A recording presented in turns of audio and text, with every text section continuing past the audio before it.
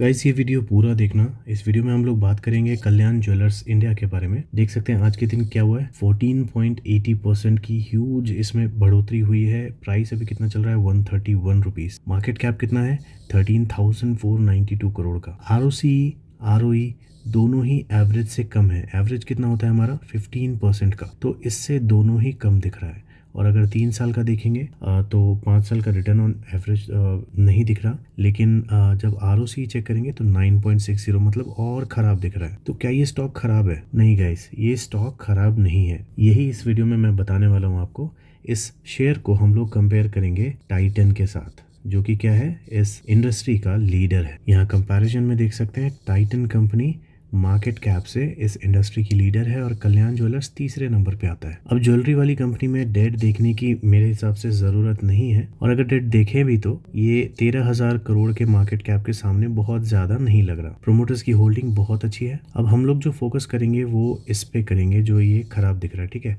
तो ये अच्छा कैसे होगा वो मैं आपको दिखाता हूँ, तभी तो पता चलेगा ना कि हम लोग अच्छी कंपनी डिस्कस कर रहे हैं, किसी कंपनी पे हम लोग टाइम स्पेंड कर रहे हैं तो वो वर्थ तो होनी चाहिए, है ना। अभी देखिए कल्याण ज्वेलर्स आज के दिन जो 14% गया है ऊपर, उसका रीज़न क्या है, क्या न्यूज़ है उसके पीछे। उसके नीचे न्यूज़ आपको दिखेगी ब्लॉक डील की, ठीक है।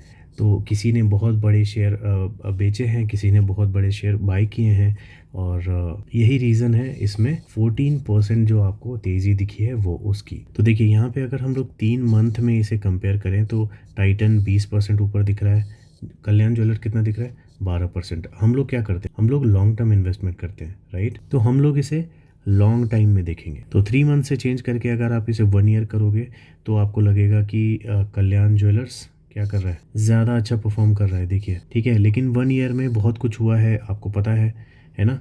तो हम लोग क्या करेंगे, अब इसे 5 ईयर्स में देखेंगे। अब 5 ईयर्स में देखने पे हमको क्या दिख रहा है कि दोनों के जो प्रॉफिट्स हैं वो बराबर बराबर ही है। तो फिर टाइटन को इतना ज़्यादा भाव देने का क्या मतलब है। देखो टाइटन को भाव देने का सिंपल सा ये मतलब है कि आपको ये हार्ट अटैक कम देगा। देखो ये जा रहा है कैसे, ऊपर ऊपर ऊपर ऊपर, ये ऊपर ही बना हुआ है ना। बिल्कुल इस तरह से ऊपर नहीं जा रहा, ये ऊपर ही बना हुआ है और आपको टेंशन कम देगा, ठीक है। जब भी आप इसे ओपन करके देखोगे, अगर 5 साल पहले आपने इसे कहीं पे भी लिया होगा तो ये आपको टेंशन कम दे रहा होगा। लेकिन जिन्होंने कल्याण ज्वेलर्स में एंट्री की होगी उनको यहाँ फॉल दिखा है, यहाँ फॉल दिखा है ना।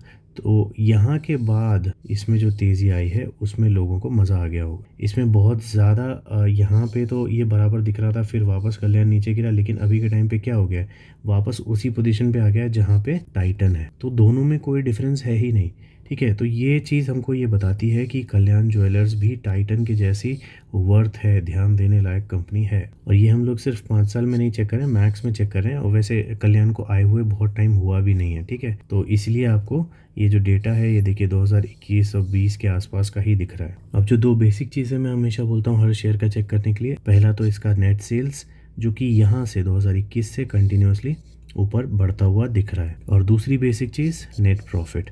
तो एनुअल नेट प्रॉफिट देखेंगे तो कोविड के बाद इसमें असर पड़ा था कोविड का, और उसके बाद कंसिस्टेंसी, बहुत अच्छी कंसिस्टेंसी, देखिए इसको बोलते हैं डबल, इसको बोलते हैं डबल, ठीक है। तो जब 2x हो जाए तो ये बहुत अच्छी बात होती है। मैंने आपको बोला था कि कोई भी शेयर अगर अल्टरनेट ईयर में अगर डबल हो जाए तो वो बहुत अच्छा होता है, लेकिन ये क्या कर रहा है, हर साल डबल हो रहा है। तो अगले साल लोगों की उम्मीद क्या होगी, 800 करोड़ की। और देखना अगर ये 800 करोड़ या 600 करोड़ के आसपास एटलीस्ट नहीं आया ना, तो लोग इसको पीट देंगे बहुत ज़्यादा और ये फिर फॉल करने लगेगा बहुत अच्छे से।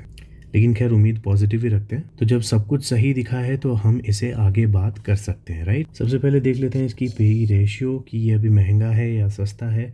तो देखिए ईपीएस हमको ऊपर जाता हुआ चाहिए, तो ये ऊपर जाता हुआ है, एक चीज़ सही है। दूसरा पी नीचे जाता हुआ चाहिए, तो ये नीचे जाता हुआ यहाँ तक था, लेकिन अब ये भाग गया आज, तो इसलिए इसका पी ऊपर चला गया। लेकिन मीडियन के आसपास ही है, बहुत ज़्यादा ऊपर ये नहीं गया है, लेकिन फिर भी ऊपर है तो ऊपर है। अब इसका ओपीएम अगर हम लोग चेक करेंगे तो ओपीएम देखिए इसका 768,788, तो बहुत अच्छा दिख रहा है, ठीक है, बहुत ज़्यादा नहीं गिर रहा।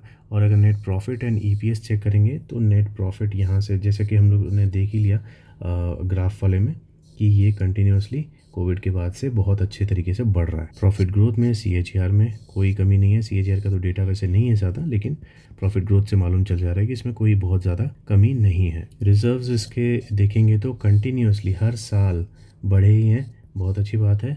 और बोरोविंग्स हमने देखा है, इसके ऊपर थोड़ी बोरोविंग्स है ज़्यादा, तो यहाँ पे भी वही दिख रहा है कि बोरोविंग्स इनकी बड़ी है। ठीक है, तो इसमें इसका एक पॉइंट कटेगा। और फिक्स्ड एसेट इसका चेक करेंगे तो फिक्स्ड एसेट इसका कम हुआ है, तो इसमें भी इसका एक पॉइंट कटेगा, तो इसे मिलेगा 1 आउट ऑफ 3। ऑपरेटिंग एक्टिविटी में कैश फ्लो इसका बहुत अच्छे से बढ़ा है, तो ये बहुत अच्छा पॉइंट है। इन्वेस्टर्स का कॉन्फिडेंस देखेंगे इसमें तो प्रोमोटर के पास जितना स्टेक था उसी को ये मेंटेन कर रहे हैं। Foreign investors and mutual fund के पास अगर आप चेक करेंगे तो बहुत बहुत ज़्यादा कॉन्फिडेंट ये दिख रहे हैं। देखो ये स्टॉक इस तरह से भागते हैं ना, तो इसके पीछे ये बॉस ये बैठे हुए हैं। तो फॉरेन इन्वेस्टर इसमें बहुत ज़्यादा बुलिश हो गए हैं सितंबर 2020 के बाद। दिसंबर से देखो, सितंबर के बाद से इसमें बहुत ज़्यादा ये बुलिश हुए हैं, जिसकी वजह से पब्लिक भी इसमें बुलिश होने की कोशिश कर रही होगी। यहाँ पे देखो पब्लिक से लेके यहाँ पे फॉरेन इन्वेस्टर ने खरीदा है। म्यूचुअल फंड इसमें उतने ही पे है, थोड़ा बहुत सेलिंग पिछले अगर क्वार्टर से कंपेयर करेंगे तो आपको दिखेगा। अदरवाइज इसमें बहुत ह्यूज बाइंग फॉरेन इन्वेस्टर्स ने की है। अब ये फॉरेन इन्वेस्टर कौन है? ये फॉरेन इन्वेस्टर है हाइडेल इन्वेस्टमेंट लिमिटेड। अगर इसके डिटेल में चेक करेंगे तो इनके पास आपको 2 शेयर्स दिखेंगे, एक कल्याण ज्वेलर्स और एक दिखेगा कारट्रेड टेक। कारट्रेड टेक की हालत तो सही नहीं दिख रही है, बहुत ख़राब हालत दिख रही है। तो जो भी इनको फ़ायदा हो रहा होगा वो उसी कंपनी से, किससे? कल्याण ज्वेलर से अभी तक हो रहा है। ठीक है, तो यहाँ पे डील तो सेल की दिख रही है, लेकिन होल्डिंग अगर आप देखेंगे तो अभी फ़िलहाल होल्डिंग इनकी ही सबसे ज़्यादा है। अब देखिए कमाल की बात, हम लोग सोच रहे हैं कि पब्लिक ने बेचा, FI ने खरीदा। बस यह तो पब्लिक ही हाइडेल इन्वेस्टमेंट थी। देखिए हाइडेल इन्वेस्टमेंट के पास ही ये जो स्टॉक थे ना, ये मूव होके यहाँ पे फॉरेन इन्वेस्टर में शिफ्ट होके अब ये दिखा रहे हैं। देखो फॉरेन इन्वेस्टर खोलो, यहाँ क्या दिखा रहा है? यहाँ दिखा रहा है हाइडेल इन्वेस्टमेंट, जो कि कहाँ से शुरू हुआ है? दिसंबर से। अब पब्लिक में क्या दिखा रहा है? Hydel investment. ये कहाँ तक है? सितंबर से। देखो क्या खतरनाक कन्फ्यूजन होती है, देख रहे हो? जबकि पहले से इनके पास इतना स्टेक है, लेकिन ये बाद में इन्होंने यहाँ पे मतलब पहले ऐड नहीं किया, बाद में यहाँ पे ऐड किया। अब लोगों को क्या लग रहा होगा कि फॉरेन इन्वेस्टर ने इसे खरीदा है। बॉस देखो, किसी ने खरीदा नहीं है, सीधा पब्लिक से मूव होके यहाँ पे आया। अब ये क्या है लोचा, मुझे नहीं मालूम, लेकिन इस तरह की चीज़ें होती हैं ना तो थोड़ा मेरा दिमाग कंफ्यूज हो जाता है, और जहाँ पे मैं कंफ्यूज रहता हूँ वहाँ पे मैं थोड़ा दूर रहता हूँ। ठीक है, तो मैं आपको हिंट दे चुका हूँ कि मैं इसमें क्या करने वाला हूँ। और एक और चीज़ ये भी है कि गूगल करने पे बहुत ज़्यादा इसकी इन्फॉर्मेशन नहीं मिलती। ठीक है, तो मैं थोड़ा इससे बाहर ही रहूँगा सेफ साइड के लिए, लेकिन फिर भी जो लोग जानते हैं इसके बारे में उनके लिए मैं टेक्निकली इस पर थोड़ा डिस्कशन कर लेता हूँ। अब देखो बॉस, टेक्निकली तो ये अच्छा दिख रहा है, लेकिन ये क्या बना हुआ है? खड़ी चढ़ाई चढ़ रहा है। तो खड़ी चढ़ाई मतलब खड़ी पिटाई होता है। ठीक है, ये मुझे मालूम है, लेकिन अभी FII का इतना बड़ा होल्ड दिख रहा है मार्केट में, तो बहुत पैसा इसमें लगने वाला है। ठीक है, और दूसरी चीज़ ये आपको दिख रहा है रेसिस्टेंस, तो ये रेसिस्टेंस को ऊपर की तरफ तोड़ना बहुत ज़रूरी है। अब जैसे मान लो कि ये रेसिस्टेंस है, ठीक है, अब इसकी जो कैंडल बनेगी, मान लो ऐसी कैंडल बनेगी, तो इसमें बॉडी ज़्यादा कहाँ पर है? ये बॉडी ज़्यादा है, राइट, ये बॉडी कम है, तो ये हुआ प्रॉपर ब्रेकआउट। अब मान लो ऐसा रहा कि ये लेवल है और ऐसा कुछ हुआ, ठीक है, ऐसा कुछ हुआ कि ये इतना ऊपर आया फिर यहाँ से नीचे आ गया, तो इसको ब्रेकआउट मत समझना, ये फेक ब्रेकआउट भी हो सकता है। तो आपको सेफ साइड क्या करना है? अब ये लेवल है, ठीक है, तो इसमें जो भी कैंडल बने, ये ऐसा कैंडल बने, ठीक है, तो ऊपर की बॉडी या तो बराबर रहे या तो ज़्यादा रहे, तो उसके बाद क्या करना है? ये जो विक होती है ना, ये जो ऊपर की बत्ती होती है, इस बत्ती के ऊपर में आप यहाँ पे इन्वेस्टमेंट का प्लान कर सकते हो। तो अगर ये अगला कैंडल इसके ऊपर बनता है तो ये आपका इन्वेस्टमेंट हो जाएगा, अगर ये नीचे बनता है तो आपका पैसा सेफ हो जाएगा। ठीक है, आपका यहाँ पे इन्वेस्टमेंट नहीं होगा, समझ रहे हो? अब देखो, मैं इसमें इन्वेस्टमेंट तो नहीं करूँगा, मैंने आपको कन्फ्यूजन बता दिया क्यों नहीं करूँगा। जहाँ पे मैं कन्फ्यूज़ हूँ वहाँ पे मैं इन्वेस्टमेंट नहीं करता। और दूसरी चीज़, इसका आप RSI चेक करोगे तो कितना हो गया है? 70 के आसपास आ गया है। 70 मतलब ओवर प्राइस्ड हो गया। ठीक है, तो ये क्या हो गया? ओवर प्राइस्ड हो गया। जब भी ओवर प्राइस्ड रहता है तो लॉस होने के चांसेस ज़्यादा होते हैं, क्योंकि थोड़ा बहुत भी गिरता है ना तो फिर बहुत गिरने लगता है। ठीक है, तो इसलिए हम लोग इन्वेस्टमेंट कहाँ करते हैं? 50 के आसपास या तो 40 के आसपास। 50 के आसपास थोड़ा सही रहता है अगर बहुत अच्छा स्टॉक है तो, और नहीं अगर एवरेज स्टॉक है तो 40 या 40 के नीचे में जब वो जाता है तब इन्वेस्टमेंट करना थोड़ा सेफ होता है। थोड़ा नहीं, बहुत ही सेफ होता है। अब इसमें मैं क्या करूँगा, मैं यही करूँगा कि मैं इसमें मेरे मंथली लेवल पे आने का इसका वेट करूँगा, ठीक है। जो मेरे रेगुलर व्यूअर्स हैं उनको पता है मेरे मंथली लेवल का क्या मतलब होता है, ठीक है। हर महीने मैं एक टारगेट देता हूँ, अगर वहाँ पे आता है तो मैं इन्वेस्टमेंट करता हूँ, नहीं आता है तो मैं छोड़ देता हूँ, ओके। तो इसमें लास्ट टाइम मंथली लेवल कब हिट हुआ था? Last time monthly level hit हुआ था फेब्रुवरी में, यहाँ पे इस बड़े कैंडल पे, ये जो रेड कैंडल दिख रही है इस पे हुआ था। 55 रुपीज़ का मेरा टारगेट था। मैंने ऐसा टारगेट रखा नहीं था, जो मेरे इंडिकेटर्स शो कर रहे हैं 55 रुपीज़ का टारगेट होता, लेकिन मैंने इसमें इन्वेस्टमेंट नहीं किया था, मैं इसे ट्रैक भी नहीं कर रहा था क्योंकि ये नया नया आया था और इसमें टेक्निकल फंडामेंटल ज़्यादा डेटा कुछ था नहीं, ठीक है। तो इसलिए मैंने इसमें इन्वेस्टमेंट नहीं किया था। लेकिन इस लेवल के बाद, इस फेबररी 2022 के बाद इसमें कभी भी इसने मेरे मंथली लेवल को हिट नहीं किया है, ठीक है। तो हिट नहीं करता है तो कोई बात नहीं, चले जाता है तो बहुत अच्छी बात है। लेकिन मैं आपको बताऊं, मुझे 100% पता है कि ये ऐसे जैसे ये गया है ना, ये ऐसे अब नहीं जाएगा, इतना ज़्यादा नहीं जाएगा, अब ये गिरेगा, देखना, अब देख लेना, ये गिरेगा ज़रूर। मतलब बहुत बुरा गिरेगा मैं ये नहीं बोल रहा हूँ, लेकिन गिरेगा ज़रूर, ओके। तो ये आपको मौके अच्छे खासे देगा इन्वेस्टमेंट करने के लिए। तो अभी ये कहाँ चल रहा है? 131 पे चल रहा है ना। अगर आपको इन्वेस्टमेंट करना ही है तो 110 के नीचे करोगे तो ज़्यादा सेफ रहेगा। लेकिन इसका बॉलिंजर अभी देख सकते हो, ऊपर में गैप काफ़ी बाकी है, तो ये और ऊपर जा सकता है, काफ़ी ऊपर जा सकता है, ठीक है। और उसके बाद जब ये गिरेगा तो बहुत बुरा गिरेगा।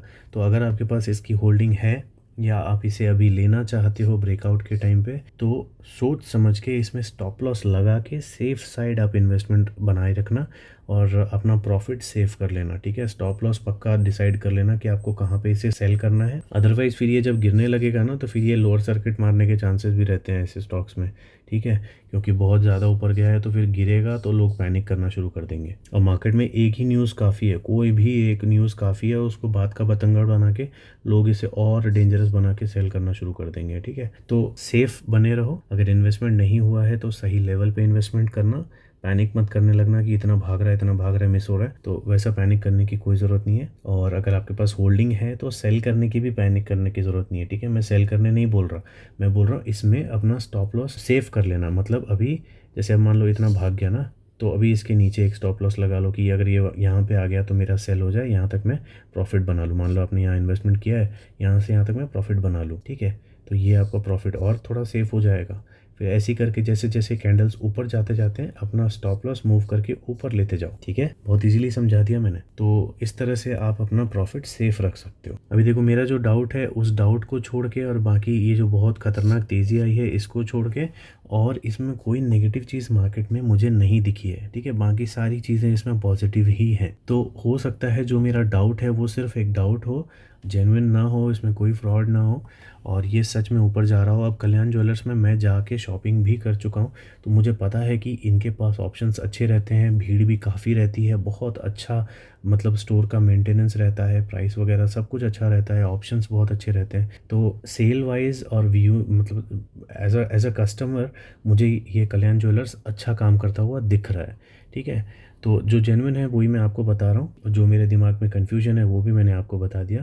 तो हर चीज़ मैंने आपको बता दी है। अब डिसीजन जो लेना है वो आपको लेना है। बाकी इसमें जब भी मेरे मंथली लेवल हिट होने के आसपास ये होगा तो मैं अपने टेलीग्राम चैनल में और यूट्यूब में दोनों में अपडेट कर दूंगा। बाकी डिसीजन आपका है, ठीक है। तो इस वीडियो में इतना ही। अगले वीडियो में हम लोग एक और अच्छे स्टॉक के बारे में बात करेंगे।